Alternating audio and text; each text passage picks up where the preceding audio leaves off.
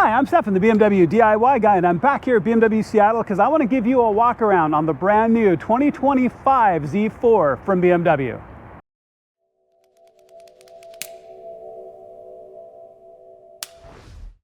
All right, before we jump into the motor, let's talk about this latest edition of the Z4. This is the M40i. This is 340 horsepower and 369 foot-pounds of torque in this little two-seater convertible. You know me, I love my convertibles, and this is such a gorgeous edition of the brand new Z4. I want to walk around. Let's start with the motor. We'll talk about the suspension and all the options, and then we'll take it out for a drive. So quite a few changes in this car. As you can see, the Z4 really is intended to be their two-seater sports coupe with the B58 motor. This has 19 and 20-inch wheels respectively, 19s in the front, 20s in the rear. And as you can see with the red M calipers as well. I love the lines in the integrated spoiler in the trunk, plus the updated taillights as we walk our way around the car. Dual exhaust as you would expect from this M40i. And I really do love the aggressive lines of this. Looks very, very good as we look through all the different options available on this particular model. But more importantly, in a car like this is what it's going to be like to drive. So let's go ahead and jump in, take a look at the interior, and actually see the options that come with this car. This really is an excellent interior. I'm afraid with the weather today, we're probably not going to run with the top down. Sorry y'all. But I do love how this interior is laid out. I love the integrated design in the seats and this black leather interior in this particular model. All right, let's take a look at the iDrive and the rest of the controls. All right, so let's look through the center console here as we look at one of the last 6-speed manuals you'll be able to buy from BMW as they transition primarily away from it. But really do enjoy it while you got it. I do love a manual car. Of course, we have our iDrive controls, and if you see any lights are flickering out of the displays, that's simply my refresh rate with the camera. Of course, you get your voice activation and all of your touchscreen controls that you would expect from a modern BMW. But what I really do love is the center display, as you see the same style design through the G80s and the rest of the other cars. You have your speed on the left, you have your tachometer on the right, and the center screen is entirely configurable. You do have the M steering wheel with the really aggressive thumb hooks, which I really love. This is a great steering wheel. I've had this out on the track, and it gives you really good solid control while driving, as you would expect from this car. All right, let's see what it sounds like, and let's take it out on the road.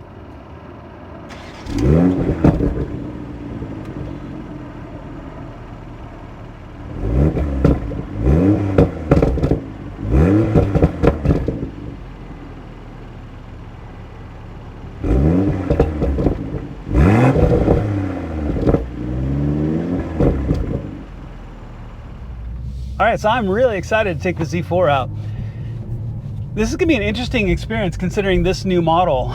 This really is kind of the pinnacle of BMW's two-seater coupes, which I've certainly loved. I had an M Roadster some years ago that I absolutely adored. It was such a great vehicle. So I'm really interested to see how this holds up to the M Roadster that I have in my mind. But I expect this to be quick. But my first impressions are make sure that you get all of your mirrors set right. So the headrests partially obscure your rear view. So make sure that your mirror is set right, but especially your side mirrors are set right. But what we're going to do is we're going to take this out. We're going to get up onto I-90, which is the local interstate around here, get a little bit of the sights of Seattle, take it for example, for what would be an example drive for a test drive if you came down here to BMW Seattle. So you can get a sense of what this is like. It won't be a long drive today, and I'm always going to drive respectfully in a car that BMW Seattle has loaned me. So we'll get a sense of it a little bit, get a little bit of the power as we get back onto the freeway at one point.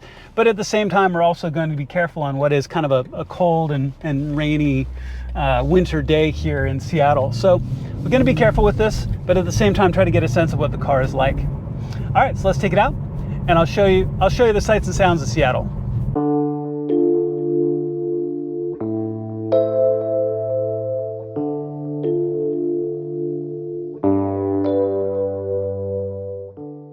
So this car is actually still well within the break-in period. So we're going to be gentle as we go. And you know, traffic is not going to be great today either. Sorry, y'all.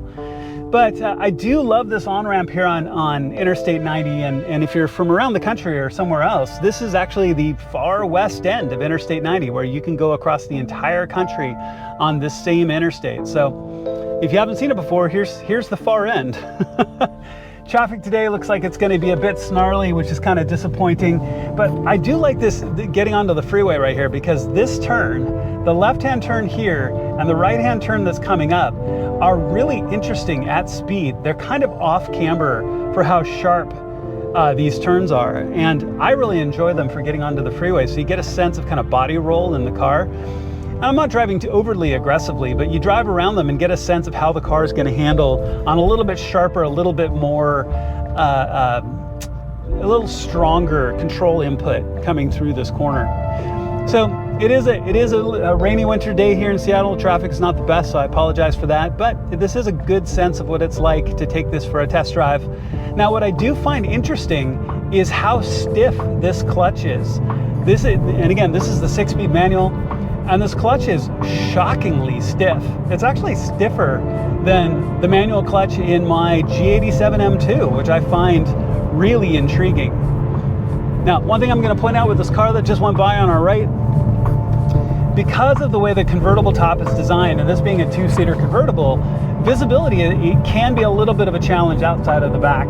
So you got to make sure that your mirrors are set right and you're paying attention to your blind spot detection. Now, it's not bad, and when you actually look over your shoulder, there's less of an obstruction from the edge of the soft top than you would see in perhaps even the B-pillar in your average sedan. But it is going to take a little bit of adjustment in the car to get used to, in the amount of rear view you have in your rear view mirror, and then knowing where your blind spots are in this car.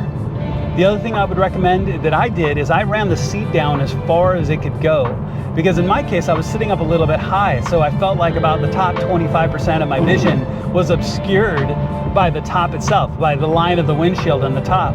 But as soon as I set the seat down as far as it would go, I feel like the windshield is really pretty well centered in my vision, and so I don't have a little bit of what was an initial claustrophobic feeling being in it. Now, the one other thing to note as we get up here on the freeway with any convertible is road noise. BMW used to not automatically insulate their soft tops. That was a long, long time ago. But this is actually really reasonably quiet for being a soft top convertible. Yeah, I can hear the cars around me, but they're not overwhelming. And I wish we could have the top down today. Obviously, that's not going to happen with the weather. But this also is a good test of what it would be like to be driving a car like this year-round. And I used to drive my convertible year-round unless there was really severe snow. I'd have the top up, and if it wasn't raining, I'd frequently have the top down. So owning a convertible isn't just always someplace sunny. You don't have to live in Arizona or California only to be able to drive a convertible. And a lot of people here do in Seattle, and I certainly have as well. All right, let's take a look at what it looks like over across the lake.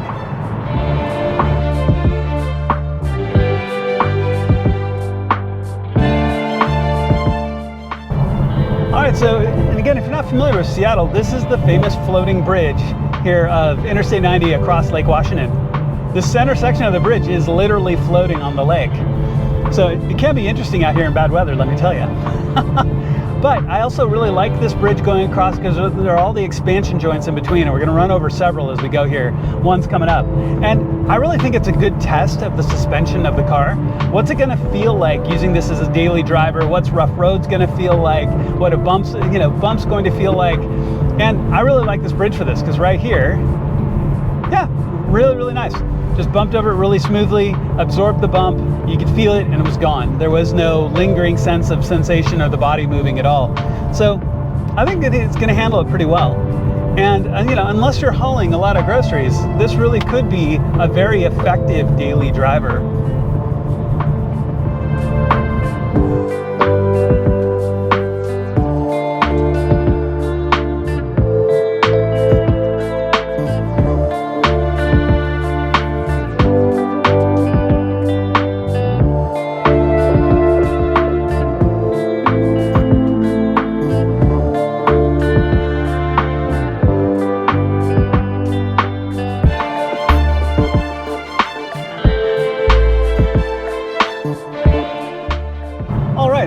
turn around and come back on one of my favorite on-ramps to get back here on I-90 on a test drive.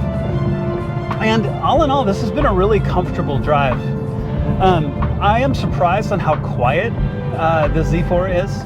And perhaps it's just because the M versions can sometimes be a little bit louder, especially go into sport mode, and you're going to hear a lot more exhaust and the like. But I'm actually surprised on how relatively mellow the exhaust is in this car, even in sport mode, which doesn't surprise me.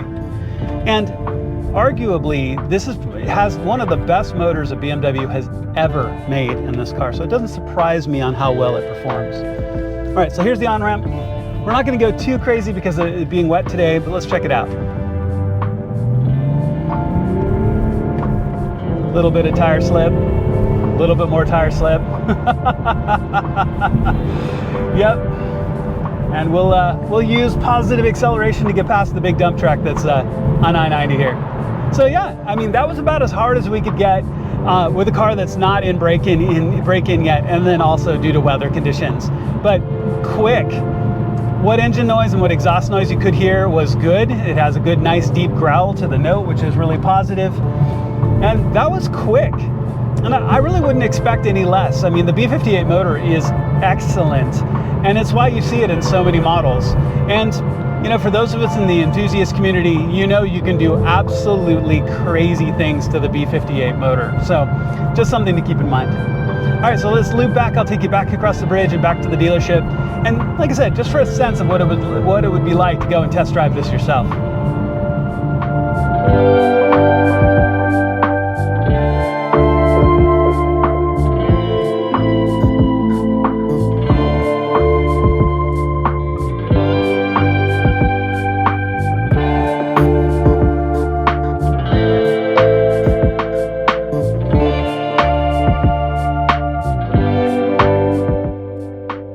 Back into the home stretch, back here to the dealership, break out of traffic just for at least for a minute or two. This has been a really pleasant drive, traffic and weather aside. I really like these seats. They're really comfortable, and this is for a seat that I have not adjusted to, specifically right down to what I would want just for myself. But the bolsters hang on really nicely, but at the same time, over the bumps and just sitting here in traffic, they've been really comfortable. So I would strongly suggest you come down and drive one of these. I mean, a video is not going to do this justice no matter how hard I try, but they have the right idea to see if this really ultimate two-seater coupe or convertible, excuse me, in this case, that BMW has made. I mean, this is their latest best for their two-seater convertible, of which I love so much. I love the Z3s, I love the M Roadsters, and this new Z4 being kind of the ultimate expression of that. Come down and try it out. Come out and drive it. Come see if this is going to suit your needs. I miss my convertible. This makes me want to have another one again, that's for certain. But it really is a solid car. Really comfortable, it's quick, sounds good. I think it's really positive. Come down and check it out.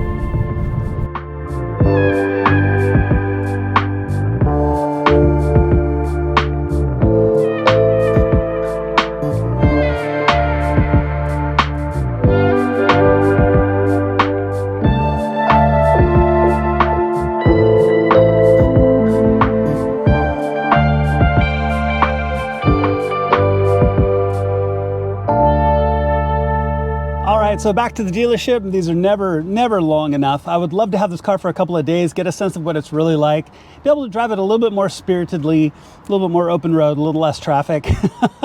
But all in all, I mean, I really do love the BMW two-seater convertibles. This makes me miss mine a lot, and makes me really consider maybe buying one of these.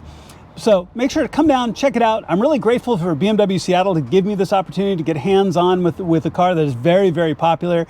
I know there's others waiting to drive it right now. So I'm really glad to be able to get this hands-on and be able to share that with you. Thank you so much for watching. I really appreciate it. Please make sure to click like and subscribe. It makes a genuine difference to my channel, and I would truly appreciate it. Thank you so much for watching, and I'll see you on my next video.